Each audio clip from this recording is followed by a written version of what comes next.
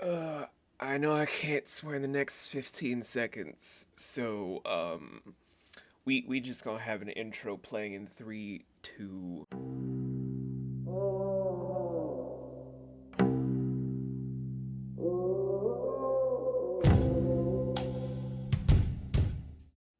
Sup, guys? What's going on? What's happening?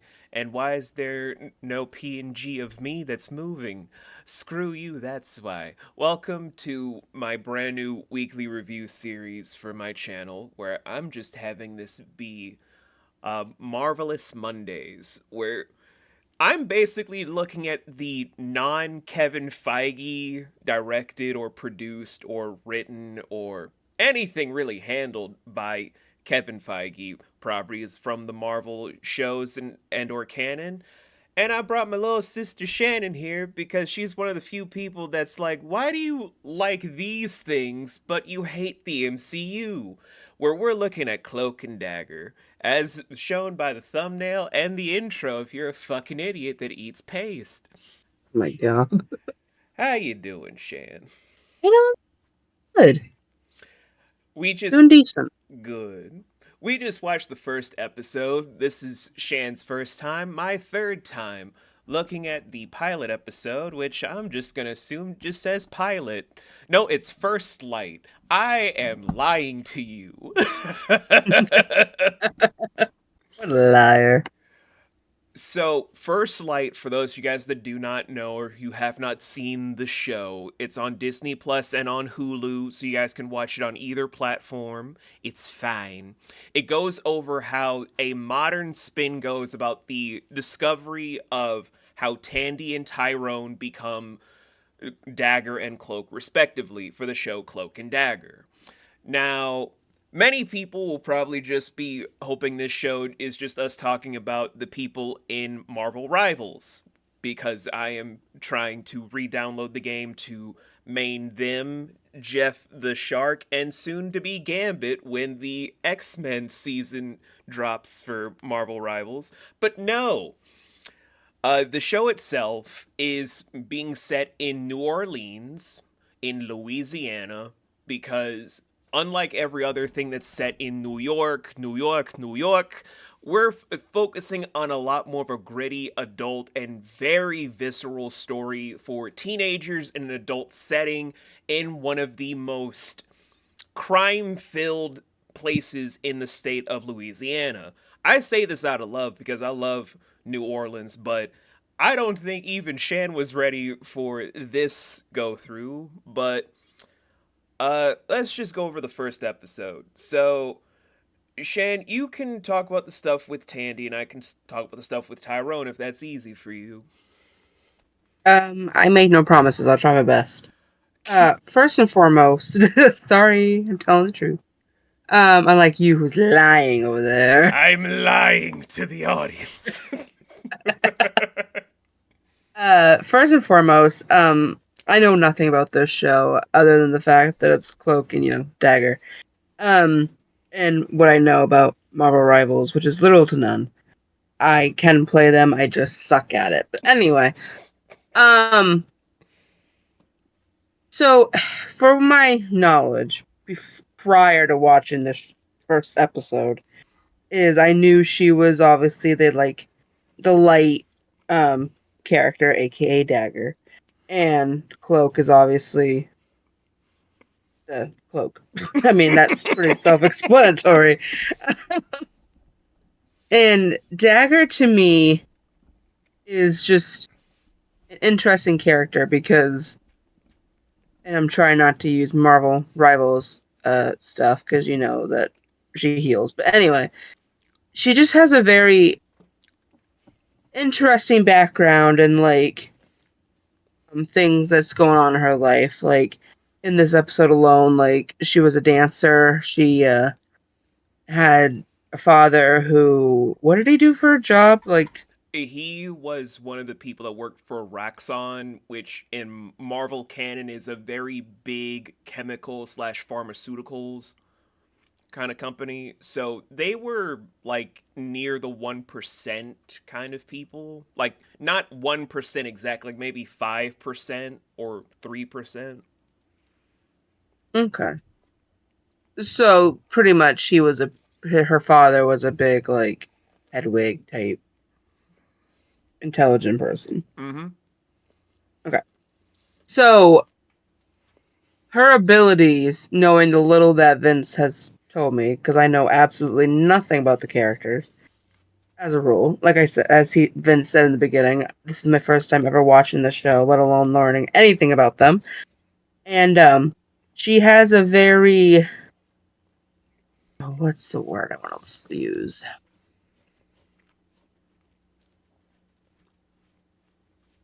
I got nothing. I'm so good at this, guys. Honest to God, this is why I stay home. No,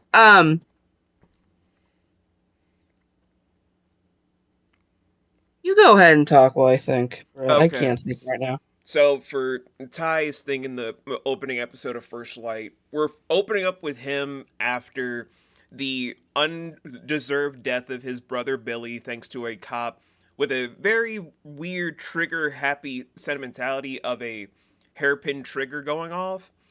Where we jump several years later, he's, I believe, a sophomore in high school. I can't be sure right now, where he is a basketball player, but he's also being held super tight by his parents and being wrongfully treated by the refs on the basketball court, Dude, don't even get me started on those refs, bro.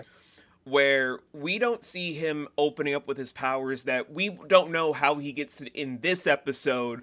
It's a lot better than in the comics, where if you know, you know. But his powers activate the first time he and Tandy touch. Not like that, you sickos. They just hold hands.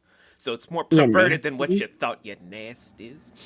You nasties. So, with Tandy's powers coming from the Light Force, because comic books, Tyrone's, aka Cloak's, come from the Dark Force. His are just starting to manifest right now, where the only ones that we know about are that he can use shadows to teleport by any means of using the darkness to obfuscate his body and then transport wherever he can kind of feel the strongest connection of the darkness. But he can also pull out the fear, the nightmares, and the loathing memories or even just thoughts of a person to make them feel weak, to make them feel like they are trembling in his presence.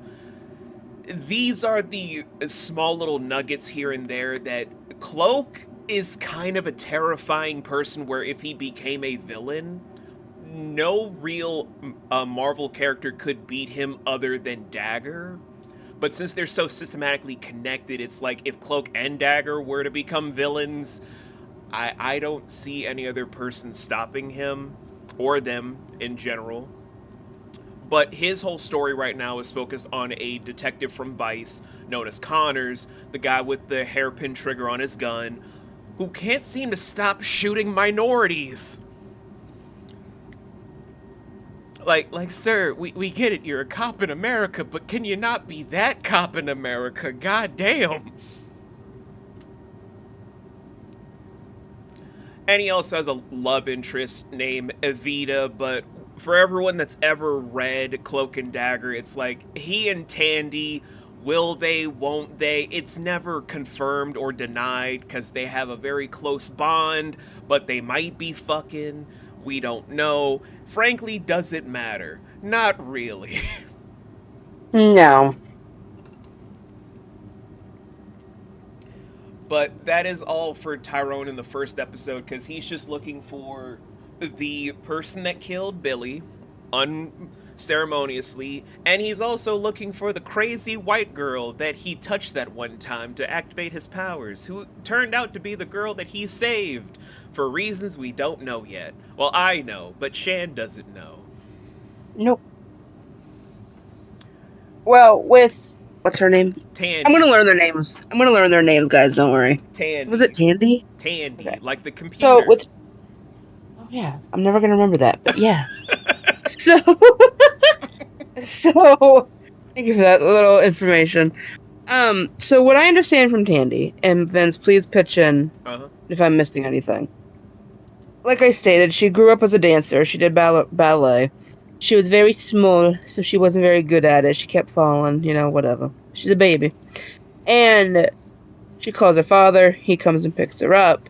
Well, he is on a phone call with his employers or whatever. Sitting there, I guess they're talking about blowing or start activating the. Is that what? We don't know. We don't know. Okay. Oh, valid. Okay, cool. I didn't miss anything. So basically, they get into an accident. They fall in the water. Papa don't make it, but Dagger gets saved by Tyrone. Years later, she's kind of a druggie. She steals shit from people, specifically rich people, because she broke and wants money. And she touched that one kid that one time, and then activated her powers. No other way to say it. Just like I touched that kid that one time, and now I have powers. Wait, what? Yeah, man. She killed a man, different man, not Tyrone. That's our girl. Just a great recap for Tandy right now. Just like she killed that one guy because she robbed the rich because she po. She a po bitch, so she has to go rob rich people and potentially kill them. That's debatable. That's up in the air. Oh, and her mother's also a drunk. Which, you do what you need to do, bruh. I don't condone it, but you do. I'm not going to stop you.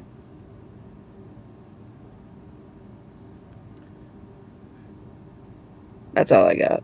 You don't remember her powers? I'll be honest. Yes, I don't know how to describe her powers other than she glows white and she has daggers for weapons.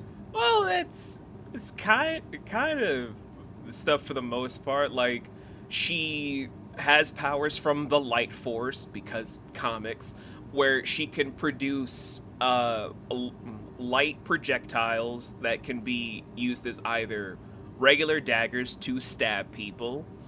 It is implied that Dagger has killed people in the past in regular Marvel lore, or throw them and still kill people, because it is confirmed that Dagger might have killed people. And when she touches people, she sees their happiest memories. I remember you telling me that. yeah, she can drag it out to give them a sense of euphoria. Now, does only she see them, or does the people she touched see them? Because when she touched her mom had no idea what the hell she was talking about. They have a feeling. They don't know it, they just have a feeling. They feel the things.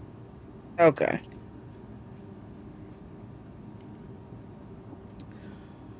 But honestly, that's as much as we got. I mean, it's their powers activate for the first time. There's an implied sex scene between teenagers. As you do. There's drinking for teenagers. As you do. There's a fight at a basketball game because the refs ain't shit. Because the refs suck, and I really wish I was at that game. I would have paid that kid $20 to beat up the ref. Honest to God. And just, those two kids touched that one time, and their powers just kind of sparked up. A typical day without Kevin in charge. Casual. Just casual things,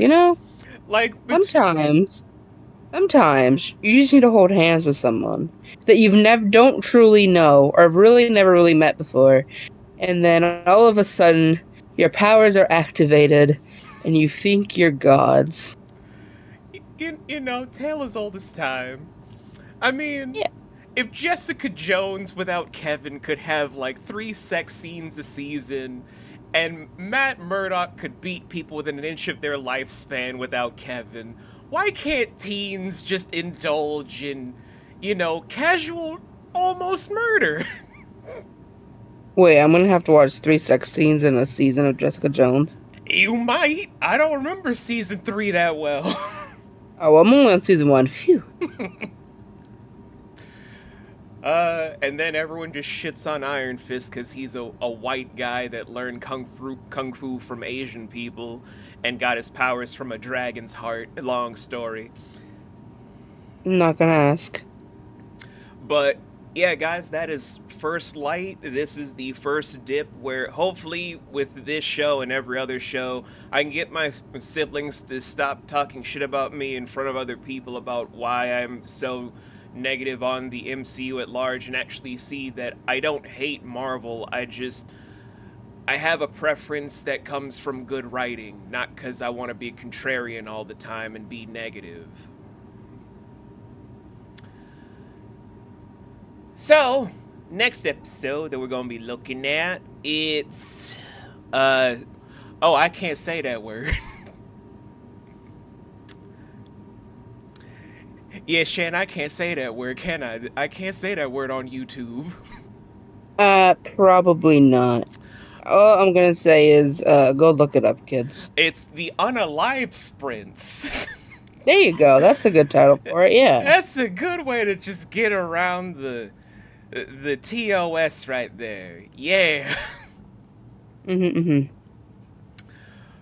So, guys, we will see you in about a week. When is this episode coming out for you guys? The start of February, because I want it to be where you guys get every episode every Monday for the first 4 episodes, and you can suck it. Oh. I've been V. I've been lying to you for like the opening of the episode. I have been Shannon, who has only been telling the honest God truth the entire episode. And maybe we will both be lying in episode 2, or we might both be telling the truth the entire time. You may never know. You may be doing both.